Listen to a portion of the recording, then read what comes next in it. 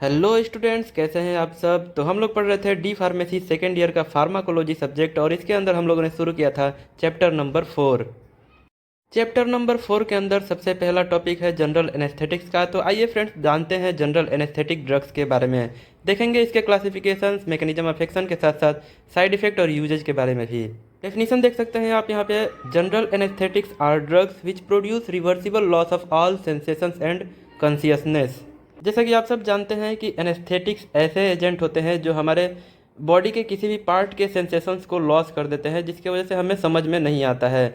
तो general anaesthetics ऐसे agent होते हैं जो हमारे नर्वस सिस्टम के ऊपर, स्पेशली जो है ब्रेन और स्पाइनल कॉर्ड के नर्वस सिस्टम के ऊपर फंक्शन करते हैं और इस तरह से हमारे शरीर के पूरे हिस्से के जो सेंसेशंस है उसको लॉस कर देता है, जिसकी वजह से जो पर्सन है जिसके अंदर जनरल एनेस्थेटिक ड्रग्स को यूज किया जा रहा है उसका पूरा का पूरा बॉडी जो है वो अनकॉन्शियस हो जाता है। आगे आप जो जनरल एनेस्थेटिक्स हैं उसके फीचर्स देख सकते हैं, जिसमें पॉइंट्स है। पहला पॉइंट है लॉस ऑफ ऑल सेंसेशन। तो जनरल एनेस्थेटिक्स जो है ऐसे एजेंट होते हैं जो हमारे बॉडी के सभी तरह के सेंसेशंस को लॉस कर देते हैं। जितने भी हमारे सेंस ऑर्गन्स है वो फंक्शन करना जो है वो बंद कर देते हैं। सेंसरी ऑर्गन जैसे कि हमें टच करने पे महसूस होता है, या आंखों से दिखाई देता है, कान से सुनाई देता है, और इस तरह से जितने भी हमारे सेंस ऑर्गन्स है वो सारे जो है उनका सेंसेशंस लॉस हो जाता है। सेकेंड पॉइंट है स्लीप एंड एमनेसिया। तो जो जनरल एनेस्थेटिक एजेंट है वो हमें अनकॉन्शियस करने के लिए रिस्पॉन्सिबल होते हैं। थर्ड पॉइंट आप यहाँ पे देख सकते हैं ई मोबिलिटी एंड मसल रिलैक्सेशन।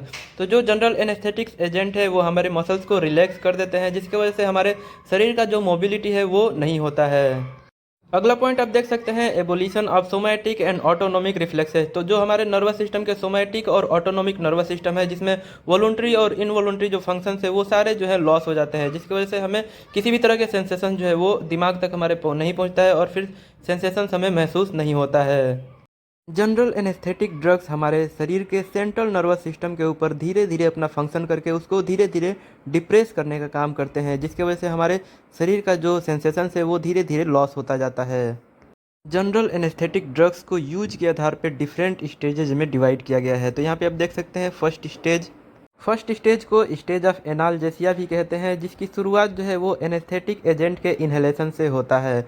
जब हम एनेस्थेटिक एजेंट को इन्हेल करते हैं तो वहाँ से लेकर के जहाँ तक हमारा जो कॉन्शियसनेस है उसका लॉस होने लगता है, वहाँ तक का जो स्टेज है उसको हम फर्स्ट स्टेज या फिर स्टेज ऑफ एनाल्जेसिया कहते हैं।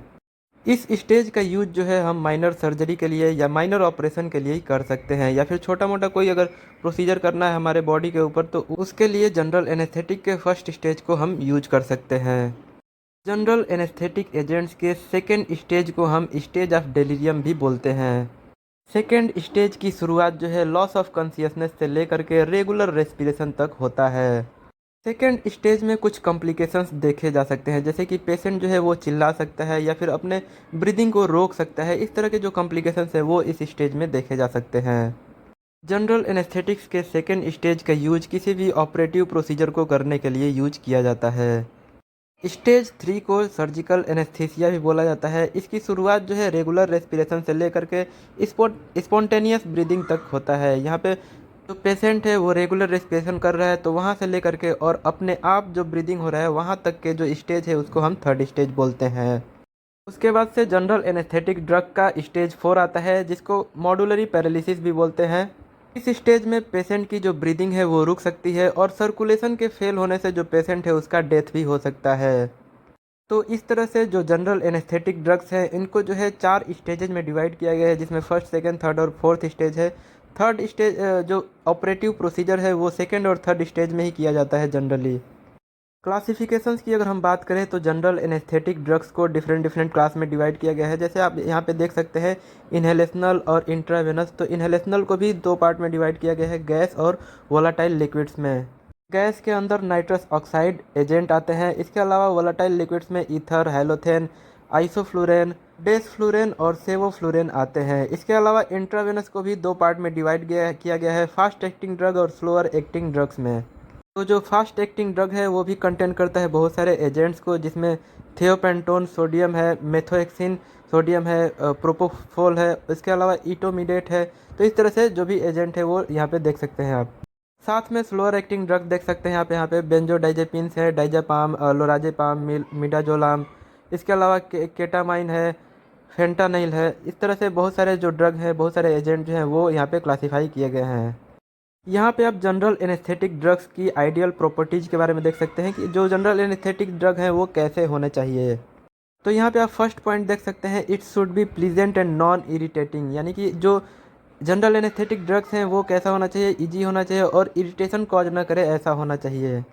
It should not cause nausea और वोमिटिंग, जनरल एनेस्थेटिक एजेंट ऐसे होने चाहिए जो नाउजिया और वोमिटिंग कॉज ना करे। अगला पॉइंट आप देख सकते हैं, जो जनरल एनेस्थेटिक एजेंट है वो ऐसे होना चाहिए जो हमारे मसल्स को रिलैक्स करे, मसल्स को इमोबिलाइज करे, इसके साथ ही नॉन इन्फ्लेमेबल हो, ऐसे होने चाहिए। साथ में ऐसा होना चाहिए जिसका जो है इफेक्ट है हमारे ब्लड प्रेशर के ऊपर नहीं होना चाहिए, सस्ता होना चाहिए, इजी टू स्टोर होना चाहिए, स्टेबल होना चाहिए। इस तरह से बहुत सारे प्रॉपर्टीज़ हैं जनरल एनेस्थेटिक ड्रग्स के।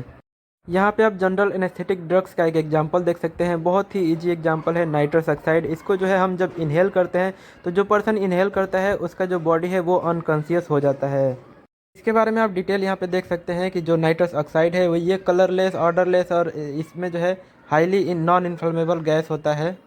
जनरल एनेस्थेटिक ड्रग्स के मैकेनिज्म ऑफ एक्शन की अगर हम बात करें तो ये सारे जो एजेंट हैं ये हमारे डायरेक्टली स्पाइनल कॉर्ड और ब्रेन का जो नर्वस सिस्टम है उसके ऊपर अपना फंक्शन शो करते हैं, और साथ में जो गाबा रिसेप्टर होता है उसके ऊपर बाइंड करके हमारे नर्वस सिस्टम को डिप्रेस करने का काम करते हैं, जिससे हमारे शरीर के जितने भी सेंसेशंस हैं उनका लॉस हो जाता है।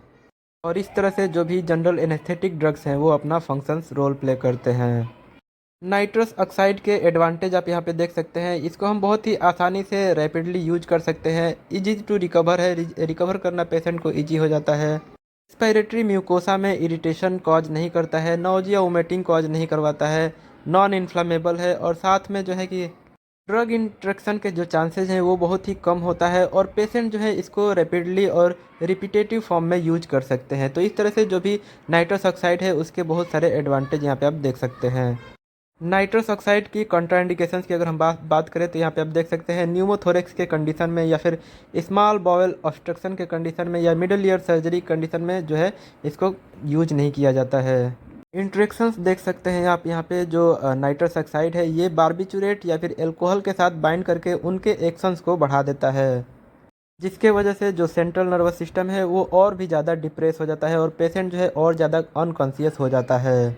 वीडियो कैसा लगा कमेंट करके ज़रूर बताएं और दोस्तों के साथ शेयर करें।